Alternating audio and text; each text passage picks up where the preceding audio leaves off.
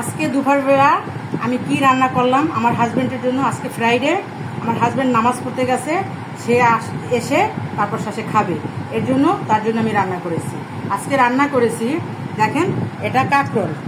কাঁকরোলটা আমরা সাধারণত কেউ খেতে চাই না, আর ভিতরে যে বিচিটা থাকে বিচিটার জন্য, এর জন্য বিচিটা ফেলে দিয়ে তারপর শেষে এটার মাঝে মানে ওই বিচিটা ফেলে দেই না, বিচিটা রেখেই দিয়েছি, রেখে দিয়ে ব্লেন্ডার করেছি। ব্লেন্ডার করে ওটার মাঝে মশলা দিয়ে এটার মাঝে ভরে পুর করে তারপর শেষে এটা তৈলে ভেজেছি। ভেজে এটার উপরে পেঁয়াজ কুচি ভেজে তারপর দিয়েছি। তারপর করেছি কি, আমরা কালকে বাজারে গেছি, লইট্টা মাছটা সবসময় পাওয়া যায় না, এটা আমরা কক্সবাজার গেলে বেশি খাই লইট্টা ফ্রাইটা।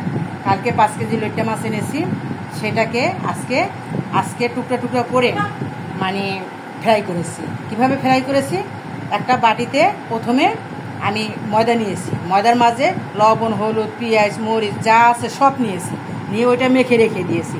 আর একটা বাটিতে আমি একটু কর্নফ্লাওয়ার নিয়েছি, যেমন এটা একটু শক্ত হয়, শক্ত শক্ত খেতে ভালো লাগে। কর্নফ্লাওয়ার নিয়ে কর্নফ্লাওয়ারের ভিতরে এটাকে দিয়েছি, দিয়ে তারপর শেষে যেটার মাঝে আমি ময়দা মেখে রেখেছিলাম সেটার মাঝে কোট করে তারপর শেষে তৈলে ভেজেছি।